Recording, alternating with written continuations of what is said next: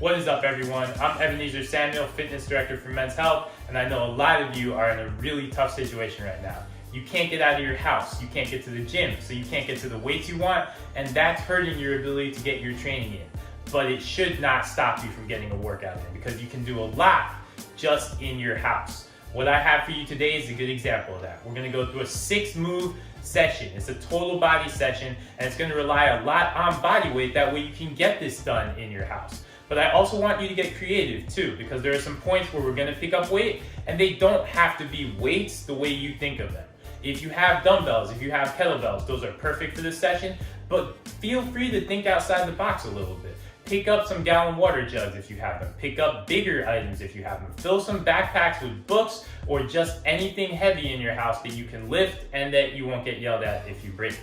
Because you can use all these things as weights, and when we're in these situations, that's the kind of creativity we need so that we can get a workout in. You need to get this workout in though, so I want you to run through it, because when you're done, you're gonna feel better, you're gonna move better, and you're actually gonna be tired when you sit down to all those Netflix movies. So let's get right into it.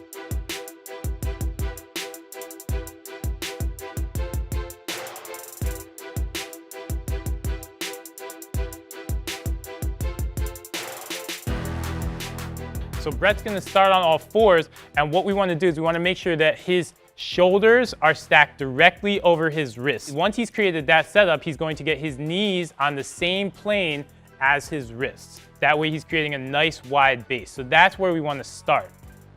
So now he's going to lift his right arm and his left leg, creating a ton of core tension. Hold that position for a good 1 to 2 seconds, own it, then return to the bottom. Now he's gonna repeat left arm and right leg. And then you just alternate back and forth between both sides until you've hit your reps. Good control, working to keep his hips and shoulders square, really taking his time, and really working to create a ton of core tension, because that's what this is about. That's how you do the bird dog, and that's how we want to see you do it every time.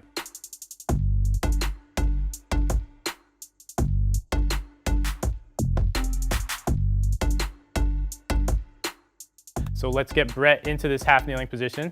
The first thing Brett's gonna do, obviously, he's in that strong half kneeling stance, and then he's gonna pick up the kettlebell. He's gonna hold it strong right in front of his face with a little bit of height to it, and this is gonna be his starting position. Now we're gonna start to do reps.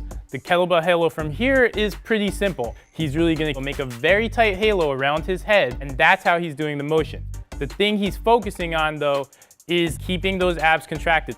Always do 2 reps to a side, then 2 reps to the other side. That'll get you in a nice rhythm, help you get a lot out of the move.